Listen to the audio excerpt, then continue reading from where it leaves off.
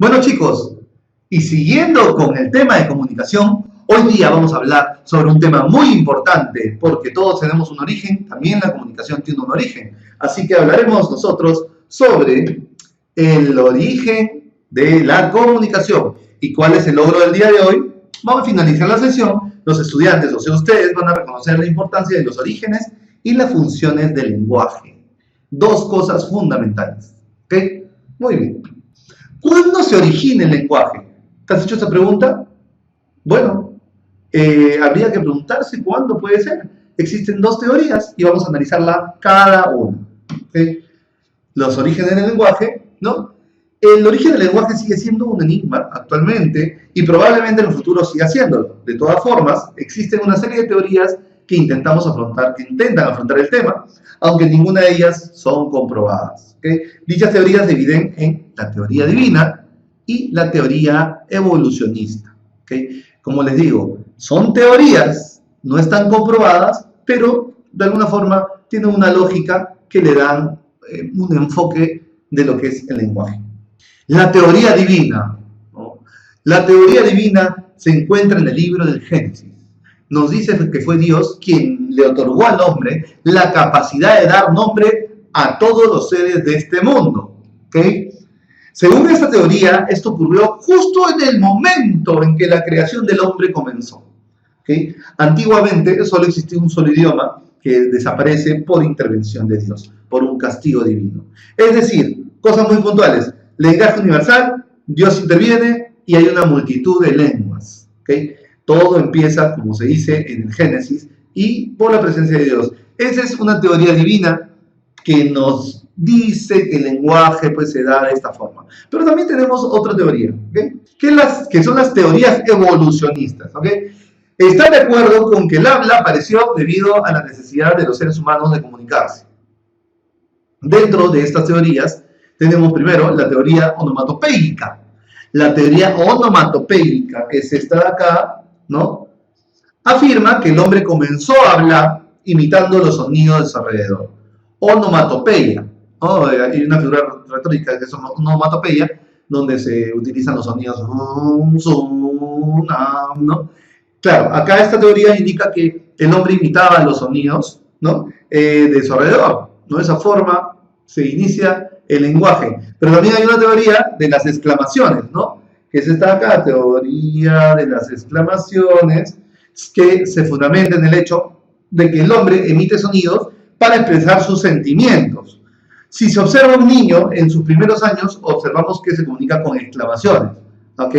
La forma como un niño se comunica, son por gritos. Estas exclamaciones son las primeras manifestaciones del lenguaje.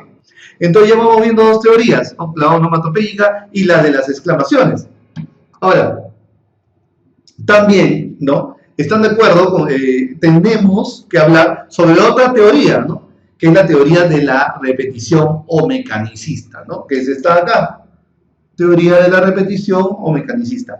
Esta se basa en la natural tendencia del hombre a mover sus manos y los músculos faciales en su deseo de comunicarse, ¿no? Como ven, todo el rato yo hablo moviendo las manos, moviendo constantemente la boca para que puedas entender, ¿no? Con el deseo de comunicarme, ¿no? Entonces, esta vendría a ser el lenguaje se da por repetición, ¿no? Nosotros movemos porque hemos repetido la forma como se han comunicado con nosotros de niños, que nos hacían gestos, ¿no? Entonces, vamos viendo que existen tres teorías. Primero, dentro de esta teoría evolucionista, ¿no? Tenemos la onomatopéyica, ¿no? Que es por los sonidos. Tenemos la de expresiones, que es por medio de gritos para poder expresarnos, y también la repetición o mecanicista, ¿no? Hablamos también del lenguaje escrito. Entonces, ya hemos visto las teorías del lenguaje, pero hablamos también ahora del lenguaje escrito. ¿Cómo se origina el lenguaje escrito? Para eso vamos a hablar un poco de los inicios, ¿no? El hombre de Altamira pintaba en las paredes de las cuevas para expresar por medio de pictogramas sus ideas. ¿Okay? Tal manifestación no puede considerarse propiamente lenguaje, pero sí eran los primeros balbuceos de la expresión espiritual. ¿Okay?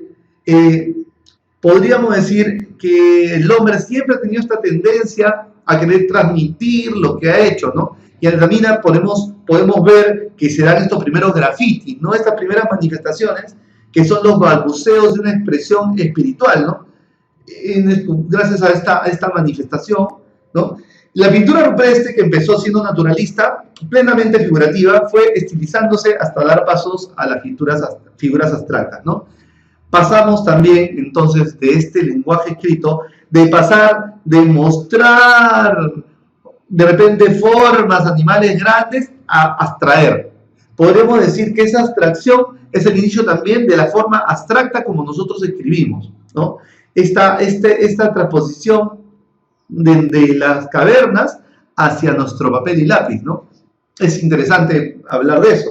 Y también, por supuesto, también se cree que la escritura china es la más antigua, ¿no?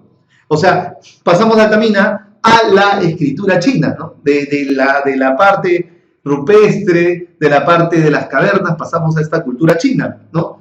Fue una escritura ideográfica. ¿Por qué ideográfica? Porque cada una de los dibujos, de las expresiones de las letras o de la comunicación que tiene China, expresa muchas ideas, ¿no?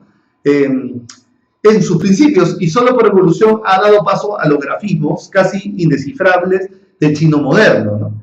Una persona culta conoce en China unos 10.000 ideogramas y se calcula que existen unos 40.000. Estos ideogramas tienen una significación más profunda que decir L, por ejemplo. Pues vemos un ideograma y ahí dentro de ella todo un concepto, ¿no? Por eso es que es muy profunda este tipo de lenguaje, ¿no? Claro, expresando ideas como se hacía en la antigüedad, ¿no? Este lenguaje es interesante. Entonces vemos que dentro del lenguaje tenemos unos inicios que han sido completamente dentro de las cavernas y luego se han transformado a un lenguaje ideográfico dentro de la comunicación. Bueno, espero que hayas entendido, que hayas aprendido cuáles han sido las dos teorías, los orígenes de estas teorías y también el origen del lenguaje. Ya para el próximo PPT vas a aprender las funciones del lenguaje, así que prepárate.